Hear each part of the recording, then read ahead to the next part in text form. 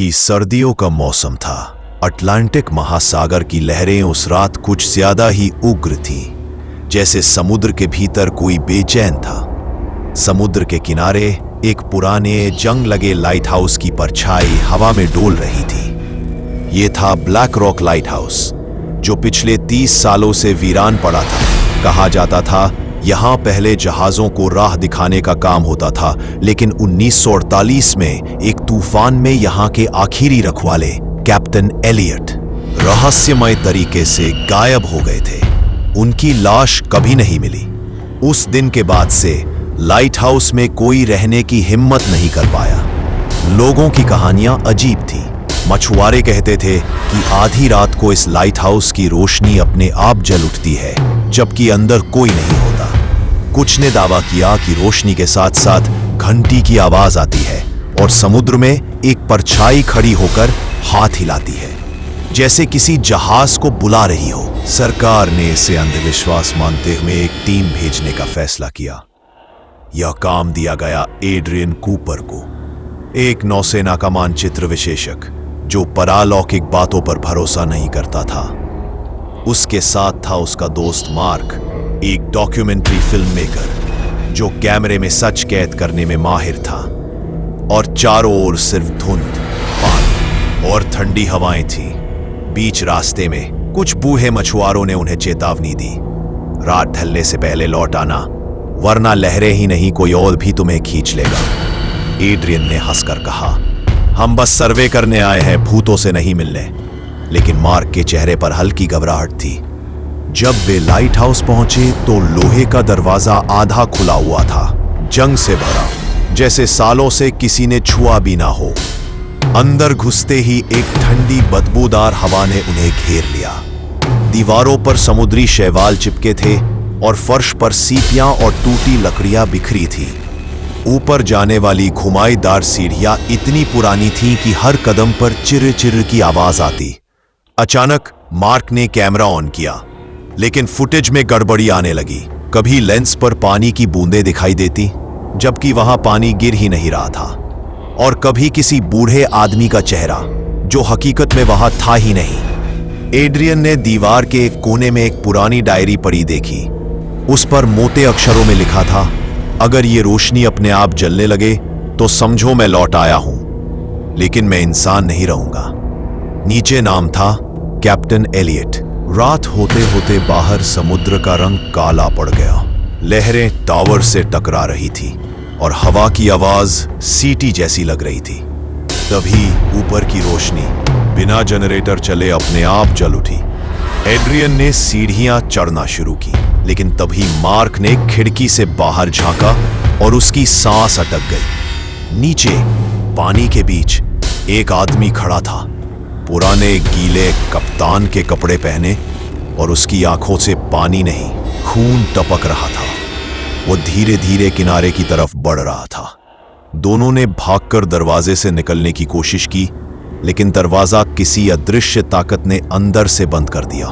सीढ़ियों पर गीले जूतों के निशान ऊपर की ओर जा रहे थे, पर ऊपर पहुंचने पर वहां कोई नहीं था। सिर्फ लाइट हाउस की लाइट घूम रही थी और घंटी अपने आप बज रही थी। अचानक पीछे से किसी ने बहुत भारी सांस ली। वे मुड़े तो देखा कैप्टन एलियट का सड़ा हुआ चेहरा, आंखें पूरी सफेद, होठों पर एक ठंडी मुस्कान। तुम भी रास्ता ढूंढने आए हो? चलो मैं दिखाता हूं। इसके बाद सब कुछ एक पल में बदल गया। लाइट हाउस की खिड़कियों से बाहर का समंदर गायब हो चुका था। उसकी जगह चारों ओर अंधेरा था और बीच में एक टूटा हुआ जहाज, जिसकी डेक पर दर्जनों सड़े गले नाविक खड़े थे। एड्रियन और मार्क चीखते हुए नीचे भागे, लेकिन हर सीढ़ी उन्हें ऊपर ही ले जाती थी, जैसे लाइट हाउस का अंदरूनी ढांचा बदल गया हो। उनकी टॉर्च बंद हो गई और सिर्फ ऊपर से आती सफेद पीली रोशनी ही बची। मार्क ने कैमरा गिरा दिया, जो फर्श पर गिरकर रिकॉर्डिंग करता रहा। आखिरी फुटेज में दिखा कैप्टन एलियट दोनों के पीछे खड़ा है और उसकी छाया समुद्र की लहरों की तरह हिल रही है। अगले दिन मछुआरों को उनकी नाव किनारे पर मिली, लेकिन दोनों का कोई पता नहीं चला। बस मार्क का कैमरा था जिसमें आखिरी आवाज रिकॉर्ड थी, लाइट कभी मत जलाना। आज भी तूफानी रातों में ब्लैक रॉक लाइट हाउस की रोशनी अपने आप जलती है और दूर समुद्र में कोई हाथ हिलाता दिखाई देता है। जो भी उस रोशनी का पीछा करता है वो कभी वापस नहीं आता। एड्रियन और मार्क के गायब होने के 3 महीने बाद सरकार ने दोबारा एक खोजी टीम भेजी। इस बार टीम में 4 लोग थे, कप्तान Henry, radio operator Lisa, engineer Tom और एक स्थानीय गाइड सैम। सैम ने नाव पर चढ़ते समय धीमे स्वर में कहा, मैं यहाँ का जन्मा पला हूं, लेकिन ब्लैक रॉक लाइट हाउस के करीब जाना पागलपन है। हेनरी ने मुस्कुराकर जवाब दिया, हम यहाँ भूत पकड़ने नहीं, सच्चाई ढूंढने आए हैं। जैसे जैसे वे लाइट हाउस के पास पहुंचे, समुद्र का रंग गाढ़ा हरा हो गया और हवा में एक अजीब सी ठंडक भर गई। ऊपर टावर की खिड़कियों में हल्की सी सफेद रोशनी झिलमिला रही थी, जैसे कोई उनका इंतजार कर रहा हो। अंदर पहुंचते ही उन्हें लगा कि यह जगह बिल्कुल खाली है, लेकिन फर्श पर पुराने गीले पैरों के निशान मौजूद थे, जो बाहर समुद्र से अंदर आते थे लेकिन वापस बाहर नहीं जाते थे। लिसा ने रेडियो ऑन किया, लेकिन सिर्फ तेज फुसफुसाहट सुनाई दी, लाइट बंद करो। टॉम ने जनरेटर की जांच करने के लिए नीचे के कमरे का दरवाजा खोला और एकदम जम गया। अंदर पानी से भीगा हुआ एक पुराना जहाज का स्टीयरिंग व्हील रखा था और उसके पास बैठे एक सड़े गले कप्तान के कपड़े पहने ढांचे ने अपना सिर उठाया, आंखें पूरी सफेद, होंठ नीले और मुंह से सिर्फ एक शब्द, स्वागत है। उसके बाद लाइट हाउस की लाइट अचानक तेज घूमने लगी और खिड़की से बाहर उन्हें दिखा, समुद्र की जगह अब एक विशाल काली खाई थी, जिसमें पुराना जहाज मॉर्टन बेल धीरे धीरे ऊपर उठ रहा था। डेक पर खड़े मृत नाविक हाथ हिला रहे थे। हेनरी ने चिल्लाकर कहा कि यहां से निकलो, लेकिन दरवाजा बंद हो चुका था और ऊपर से आती घंटी की आवाज हर सेकंड के साथ तेज होती जा रही थी।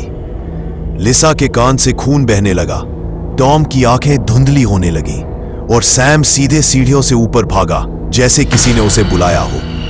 जब हेनरी ने उसका पीछा किया तो ऊपर की मंजिल पर सिर्फ एक खुली खिड़की थी और बाहर लहरों के बीच सैम का हाथ हिलता दिख रहा था, ठीक वैसा ही जैसा मछुआरे रात में देखा करते थे।